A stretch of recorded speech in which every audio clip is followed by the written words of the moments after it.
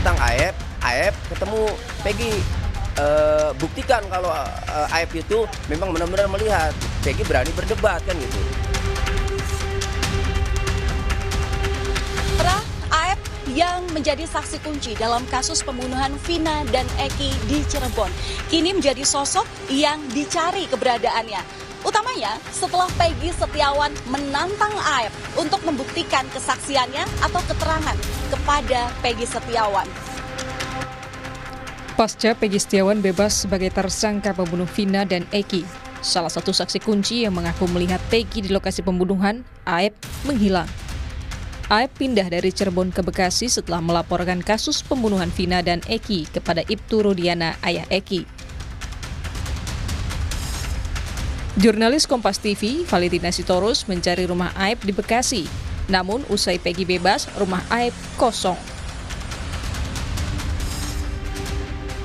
Ketua RT tempat Aep tinggal menyebut sempat ada polisi yang mencoba mencari identitas Aep sejak kasus Vina dan Eki mencuat. Aep sehari-hari dikenal warga sebagai sopir ambulans. Ramenya pas ada surat dari Polsek ke desa. Kapan itu, Pak? Itu bulan kemarin.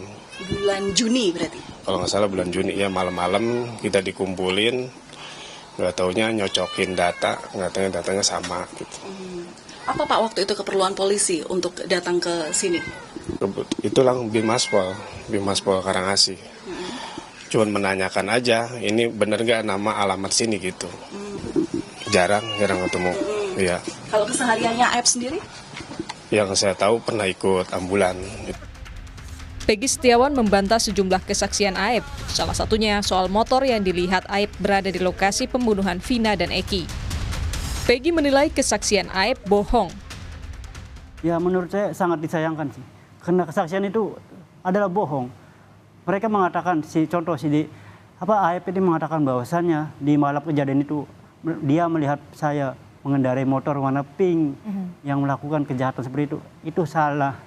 Maksudnya salah gini, motor saya sejak Januari 2016 udah dicat warna ungu kuning. Jadi logikanya itu dari mana warna pink pas malam kejadian itu? Itu dia menanyakan apakah saudara kenal sama orang ini. Ya saya mengenalinya, cuman saya tidak tahu namanya. Gitu. Terus motornya apakah tahu motornya? Saya sebutkan ya saya tahu motornya apa, Smash. Gitu saya. Smash warna pink. Sebelumnya, salah satu keluarga Aep menyebut sudah tidak pernah bertemu Aep sejak Peggy Setiawan bebas. Namun keluarga mengakui, setelah polisi menangkap Peggy, Aep beberapa kali menjalani pemeriksaan di Bandung, Jawa Barat. Ini kapan, Bu? Ya, itu semenjak kejadian begini. Yang rame ini ya? Sering dipanggil Polda atau gimana dia? Ya, suka. Dia udah ada. Waktu pas dia rame itu berarti udah sering bolak-balik ke Bandung. Sekarang berarti di mana katanya? Nggak tahu sekarang mama kalau nggak pernah ngeliat ini. Kemarin, tim kuasa hukum 7 narapidana kasus Vina dan Eki melaporkan Aep ke polisi. Aep diduga memberikan kesaksian palsu hingga membuat 7 terpidana menjalani hukuman penjara atas kasus pembunuhan Vina dan Eki. Kini usai Peggy dinyatakan bebas, keluarga Vina berharap penyidik Polda Jawa Barat mencari 3 DPO pembunuh Vina dan Eki sesuai dengan putusan pengadilan. Tim Liputan, Kompas TV. Peggy Setiawan kini telah lepas dari status tersangka dalam kasus pembunuhan Vina dan Eki di Cirebon. Pengacara sempat melontarkan soal tuntutan ganti rugi usai gugatannya dikabulkan hakim. Lalu bagaimana sebetulnya aturan hukum kita bisa mengakomodasi tuntutan ganti rugi usai polisi melakukan kesalahan prosedur dalam proses penetapan tersangka? Kami akan ulas ini bersama dengan mantan Wakapolri, Komisaris Jenderal Purnawirawan Ugroseno, dan Tony RM selaku kuasa hukum Peggy Setiawan. Selamat sore semuanya, apa kabar? Selamat sore. Ya, terima kasih seluruhnya sudah bergabung bersama kami. Bung Tony, saya ke Anda dulu. Jadi detailnya apa saja gugatan material dan imaterial yang akan diajukan oleh Peggy Setiawan? Ya, terima kasih. Jadi memang kami saat ini sedang mempertimbangkan, menggodok matang-matang bersama tim penasihat hukum Peggy Setiawan. Karena kasus ini kan viral, rame ya, sehingga kami benar-benar mempertimbangkan dengan matang plus minusnya, bukan plus minusnya dalam arti kalah menangnya, tetapi plus minusnya di mata masyarakat ini, karena kasus ini kan ramai berkembang, sehingga kami masih benar-benar mempertimbangkan. Adapun yang kami pertimbangkan ya, mengenai gugatan kerugian itu ada dua tadi yang disebutkan, betul, itu ada tuntutan material dan imaterial. Material itu terkait ketika Peggy Setiawan ditangkap kemudian ditahan, maka sejak itu Peggy Setiawan kehilangan penghasilan. Meskipun ia sebagai buruh bangunan ya dengan gaji tidak seberapa, tapi itulah yang bermanfaat bagi Peggy Setiawan untuk menghidupi keluarganya, orang tua dan adik-adiknya di sekolah. Nah, jadi misalnya Peggy Setiawan per bulan itu 5 juta ya, maka selama ditahan ya 2 bulan misalnya itu dihitung. Kemudian ada lagi 2 unit sepeda motor ya yang disita sejak tahun 2016 sampai 2024. Itu bisa saja kami menuntut ganti kerugian. Itu masuk material ya. Artinya kalau itu disewa kan berapa per hari ya. Jadi bisa kami menuntut supaya penyidik agar membayar uang sewa. Satu motor misalnya 30.000.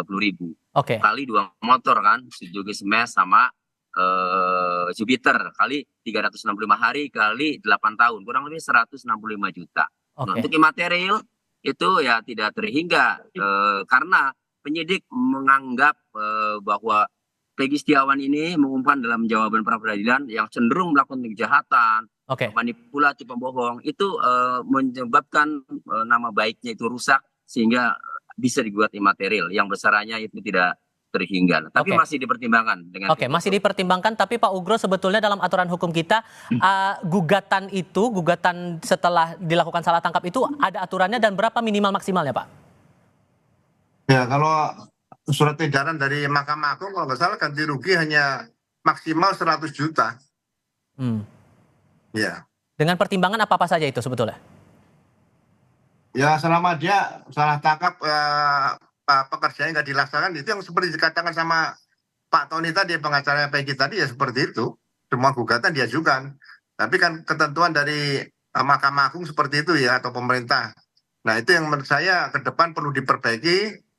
Kerugian itu unlimited sesuai dengan apa yang materialnya berapa, imaterialnya berapa, itu harusnya disesuaikan dengan kondisi tersangka yang ditahan saat itu. Tapi kalau berkaca dari kasus Peggy Setiawan ini sampai akhirnya terbukti bahwa ini salah tangkap, menurut Anda nominalnya mana yang relevan menurut Anda? Ya, dia tidak bekerja berapa hari di situ, ya kan? Kemudian imaterialnya juga harus diperhitungkan, kondisi dia ditahan, kondisi psikis itu kan juga harus diperhitungkan. Ya, diambil kata-kata ya sementara ya maksimal saja di angka 100 juta itu. Ideal di angka 100 juta itu menurut Anda atau bisa lebih tinggi dari itu? Ya, kalau sekarang mau cari terobosan kan ini kan menarik. Pra peradilan tapi berkasnya sebetulnya sudah selesai, tapi kan ini ada berkas, dianggap ada berkas baru kan, sama dengan sprindik baru ya. Mungkin lebih bagus untuk ke depan untuk terobosan hukum bisa diajukan lebih dari itu, nggak ada masalah. Bisakah angkanya 1 miliar, 2 miliar atau hitungannya miliar di luar dari angka 100 juta itu, Pak? Nggak ada masalah, Pak, diajukan. Nggak ada masalah. Apakah kemungkinannya juga harus ada permintaan maaf secara terbuka dari Polri kepada pihak korban? Nah, itu kita yang belum tahu aturannya kalau misalnya di putusan pra peradilan kemarin untuk dikembalikan nama baik seperti itu ya. Jadi ya banyak diskusi apakah melalui sidang propam, etika profesi, kemudian meminta maaf pada negara, kepada masyarakat yang menjadi korban dan sebagainya. Itu juga bisa dilakukan, atau pakai model baru yang bagaimana saya belum tahu, atau yang model di Amerika dulu kan ada kan yang minta maaf sama warga karena ada polisi yang menangkap orang kemudian orangnya meninggal dunia itu. Tapi sepengalaman Anda saat masih berada di institusi Polri waktu itu, kejadian salah tangkap kemudian dibayar dengan kompensasi atau ganti rugi itu adakah dan berapa besar saat itu? Saya belum pernah mendengar laporan seperti itu. Ya. Bung Tony, untuk sejauh ini kan masih dihitung ya, tapi apakah kemudian ada keinginan juga dari pihak Peggy Setiawan dan juga keluarga agar ada permintaan maaf secara terbuka dari Polri kepada keluarga? Ya, ketika Peggy Setiawan ditetapkan tersangka itu kan diumumkan oleh Kabid Humas Polda Jawa Barat beserta Direktur Reserse Kriminal Umum. Bahkan ini Peggy alias Peron, Peggy Setiawan alias Peron kan gitu kalimatnya. Ini bukan hanya sebagai turut serta tetapi otak pelakunya, bahkan yang membuat mati yang tindakan Peggy Setiawan ini membuat korban jadi meninggal kan gitu. Nah, hal yang sama seharusnya kalau penyidik itu mematuhi putusan pra peradilan kan begitu, kemarin Kabid Humas Polda Jawa Barat itu kan di situ ada perintah atau ada kalimat amar memulihkan ya nama baik atau harkat martabat Peggy Setiawan. Nah, kami ya ingin agar penyidik itu menindaklanjuti putusan dalam hal ini amar yang memulihkan nama baik itu, mengumumkan kembali ketika Peggy Setiawan ini sudah tidak lagi sebagai tersangka. Ya, jadi mencabutlah keterangan-keterangan kemarin atau mengumumkan lagi bahwa Peggy Setiawan ini bukan tersangka, sehingga kalau tidak tersangka itulah bukanlah orang yang pelaku utama, bukanlah orang yang disampaikan waktu jumpa pers itu loh inginnya. Jadi ada permintaan maaf ya dari penyidik Polda Jawa Barat, ya itu kan sebenarnya sepele. Ini bentuk penghormatan saja lah buat masyarakat kecil ya yang sebelumnya ditangkap kemudian disudutkan, digiring opini, sekarang minta maaf lah biar masyarakat itu melihatnya penyidik itu gentleman gitu, fair gitu. Oke, Pak Ugro, dengan kasus ini muncullah dugaan bahwa ini ada unprofessional conduct dalam proses penyidikan atau penyelidikan sampai penyidikan terhadap Peggy Setiawan. Menurut Anda sejauh mana kemungkinan dari penyidik yang mengusut kasus Peggy Setiawan ini bisa masuk ranah etik bahkan masuk ke propam? Ya mulai dari awal saja kan propam harusnya bisa melihat di situ, ya kan? Dari mulai peristiwa terjadi, ya kan, laporan polisi tidak dibuat oleh petugasnya ke TKP tapi dibuat oleh orang tuanya Eki, ya kan. Kemudian belum ada alat bukti, tersangka sudah ditangkap, ya kan. Alat bukti yang ini belum dibuktikan secara saintifik, ya kan, masih nihil saintifik. Nah ini kan sebenarnya menyalahi aturan peraturan Kapolri dan peraturan Kabariskim di situ. Sebetulnya kasus ini propam lebih mudah masuk daripada kasus-kasus yang lain yang mungkin diperkirakan sangat sulit ya. Tanpa ini perlu kan ada yang melapor dulu ya? Langsung kalau propam seperti itu, ini kan sekarang udah jadi masalah publik nih.